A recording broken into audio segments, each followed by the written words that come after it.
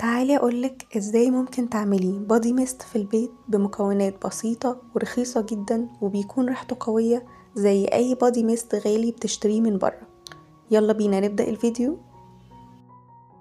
اول حاجة هنحتاج ازازة بخاخ فاضية. انا استعملت ازازة كحول فضيت عندي وغسلتها كويس. الازازة دي حجمها 200 ملي.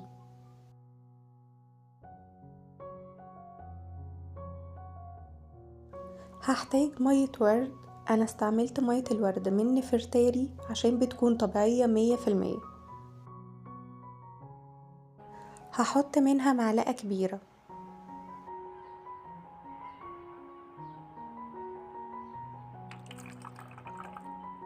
هحتاج جليسرين نقي هيكون بديل للكحول عشان الريحة تثبت. هحط منه نص معلقة كبيرة.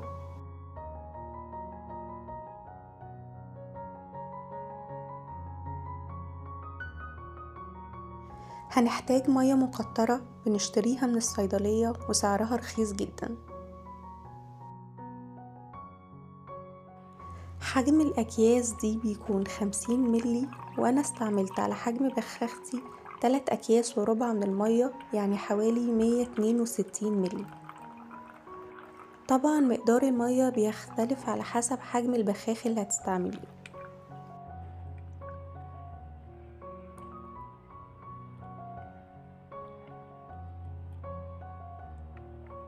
اخر واهم حاجة هي الزيت العطري.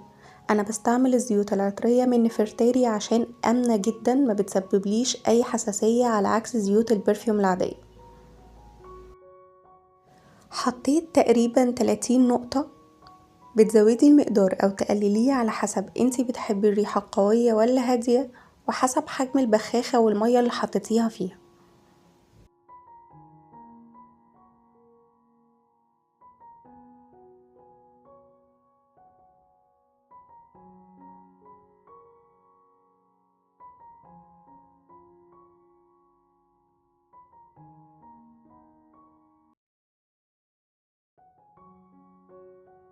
هترجيها كويس قبل كل استخدام، والزيوت العطرية بتختلط كويس بالمية وما بتعملش طبقة على الوش زي زيوت البرفيوم.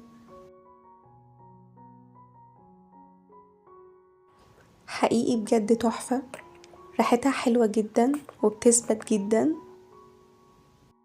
بعد كل شاور رجيها ورشي منها على جسمك، هتخلي ريحتك طول اليوم حلوة ومنعشة قوي.